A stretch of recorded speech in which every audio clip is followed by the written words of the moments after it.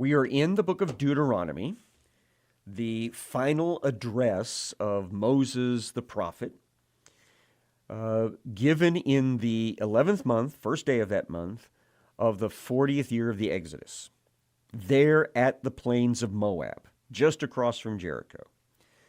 Moses begins his final address by reminding them of how they ended up with the extended wilderness wandering because of sinful rebellion way back in year 2 of the Exodus.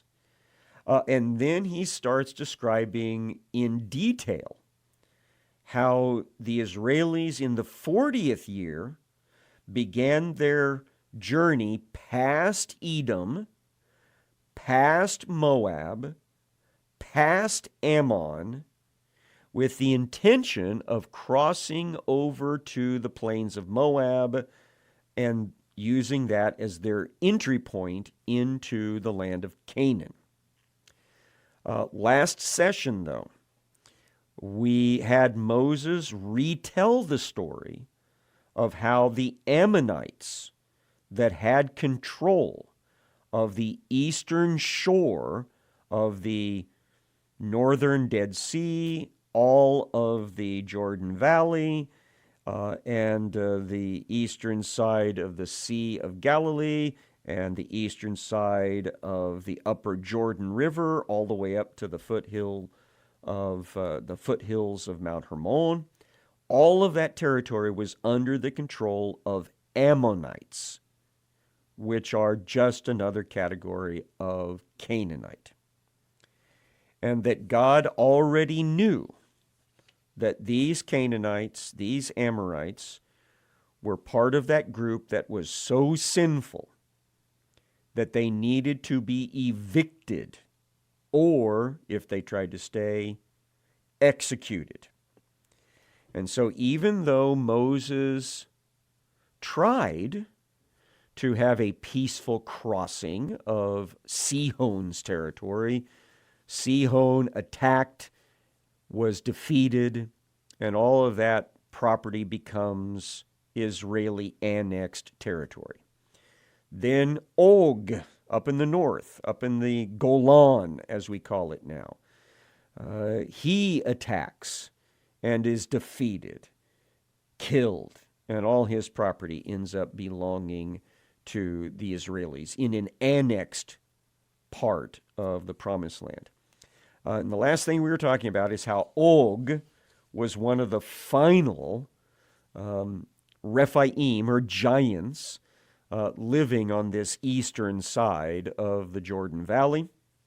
And his bed was 12 feet long and 6 feet wide, which seems to indicate that he must have been 10 or 11 feet tall himself. So he was a big guy.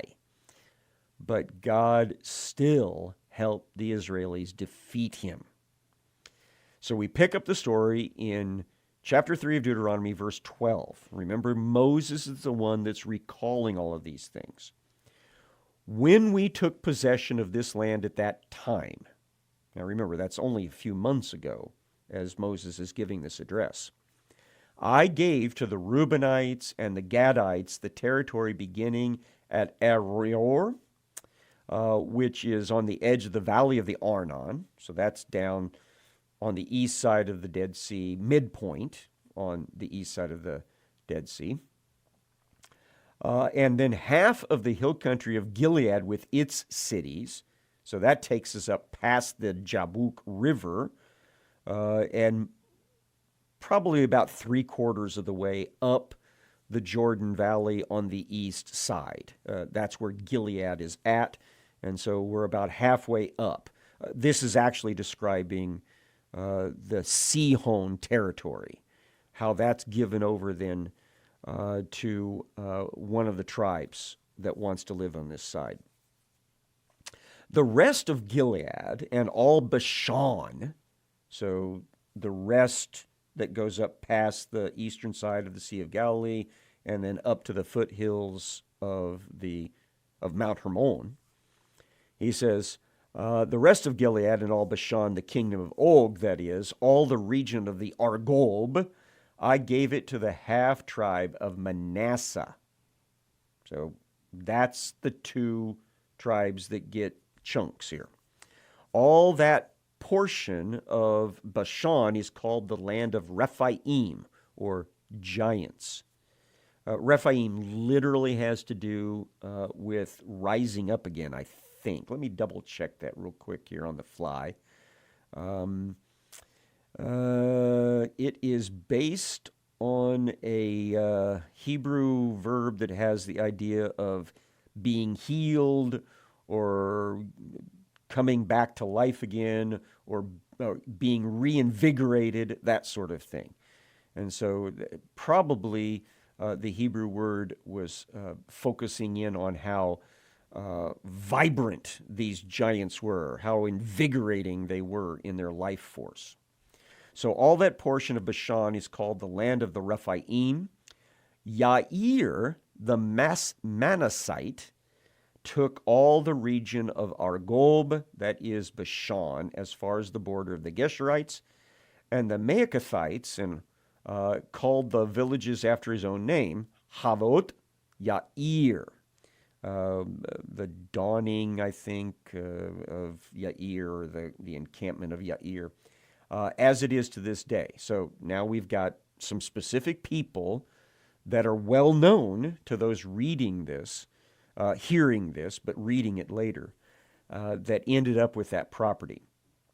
To Machir I gave Gilead, and to the Reubenites and the Gadites I gave the territory from Gilead as far as the valley of the Arnon, with the middle of the valley as a border as far as the river Yabuk, the border of the Ammonites, the Arabah also with the Jordan as its border from Kinneroth, which is the most ancient name of the Sea of Galilee. It has to do with a harp, which if you look at the Sea of Galilee, it kind of has the shape of a harp.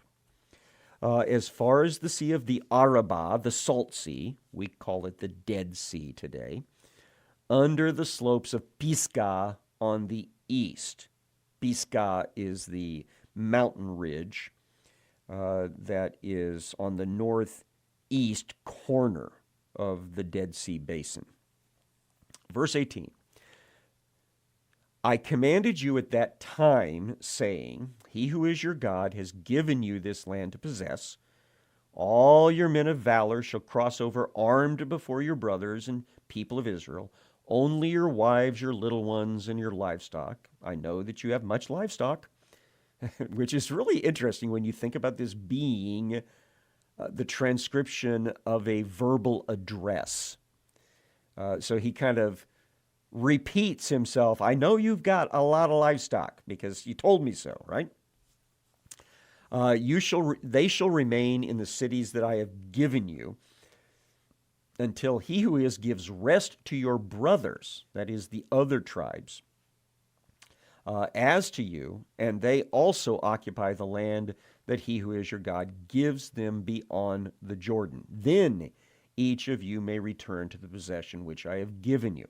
So this was the agreement struck only a matter of weeks earlier, that these tribes will be getting their territory on this eastern side of the Jordan Dead Sea Valley. But there's a condition. They have to send a huge representation of their military, their militia people, across the Jordan as a vanguard in the takeover of the Promised Land.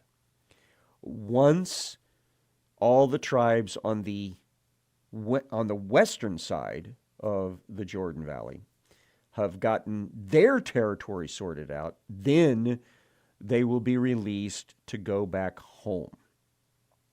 That was the deal that was struck, and they agreed to it quite willingly.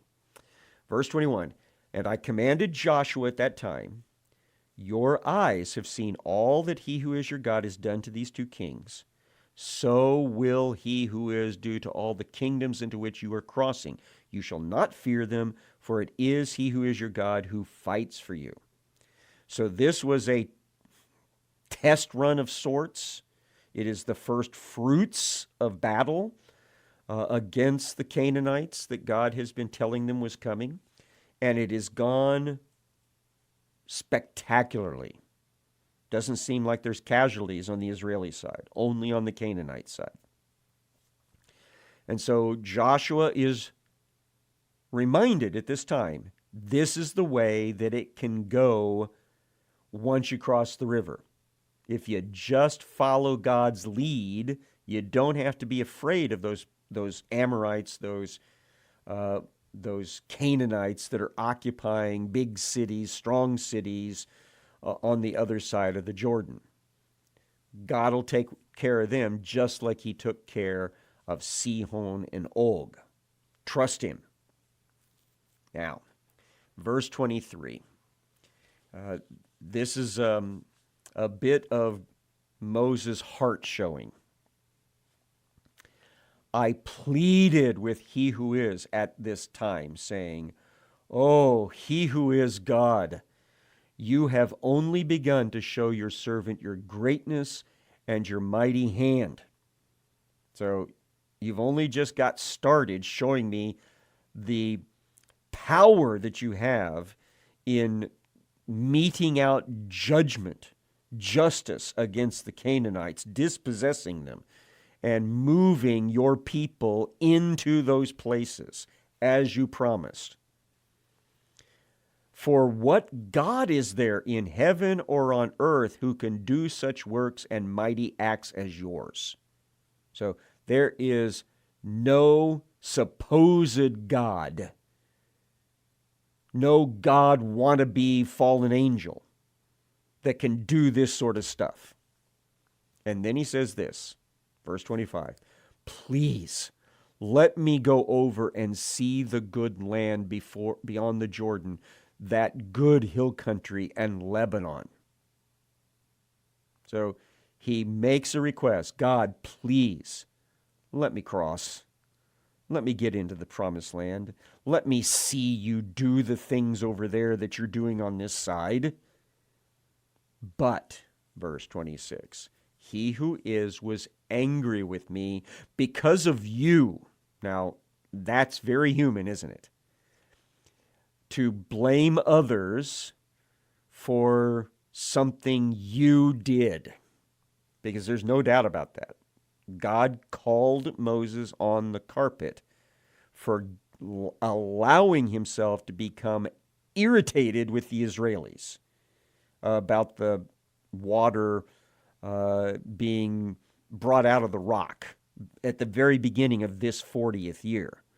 Moses was directed to go out and speak to the rock, and water would come out of it. And he goes out there and whacks the rock and says, "How many more times are we going to have to help you rebels out?" And didn't give glory to God like he should have. So here he is, months later. He's not going to be allowed to go into the promised land. He asks God, please let me go.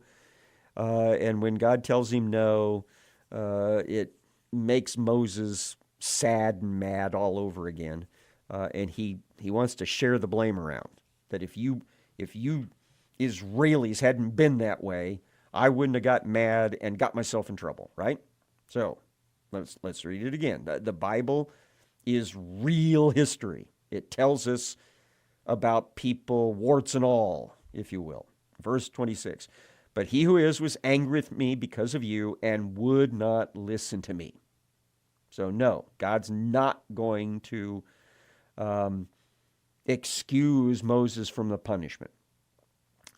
He who has said to me, enough from you.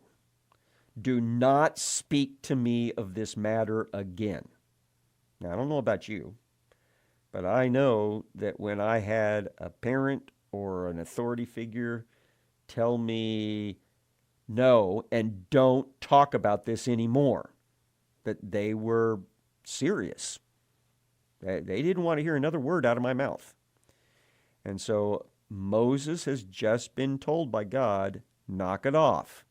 You will have your penalty Don't bring it up again.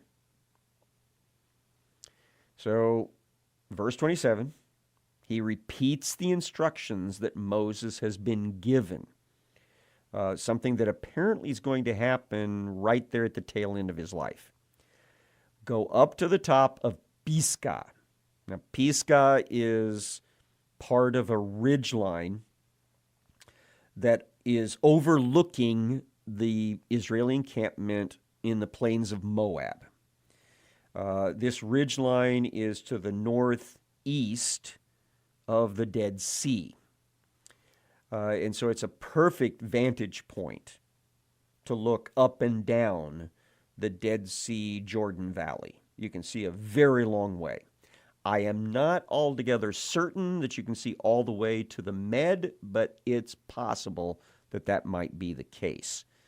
But here is what he's told. You lift up your eyes westward, northward, southward, and even eastward. And the reason he looks eastward is because the property behind him is also Israeli property now because of Sihon's destruction. You can look at it with your eyes, for you shall not go over this Jordan. So no, I am not suspending your sentence. You will die over here on the east side. You can look at the west side with all you want. And I think it's possible that God gave him supernatural vision in order to see very well all the wonderful things over there. But no, he's not going to cross. Instead, he is reminded to help the new guy. Verse 28, but charge Joshua and encourage and strengthen him, for he shall go over at the head of this people, and he shall put them in possession of the land that you shall see. Now, Joshua is probably in his mid-80s at this point. The reason I think that is because Caleb, his partner spy from 40 years back, was like 40-something. He was in his mid-40s, and so I think they're probably roughly the same age. So that would make them both in their mid-80s right now. Same age that Moses was when he started, or roughly the same age Moses was when he started the people on this Exodus experience. And so Joshua is going to be the leader once they get into the Promised Land. Verse 29 finishes this retelling of the story up to this point in the 40th year of the Exodus.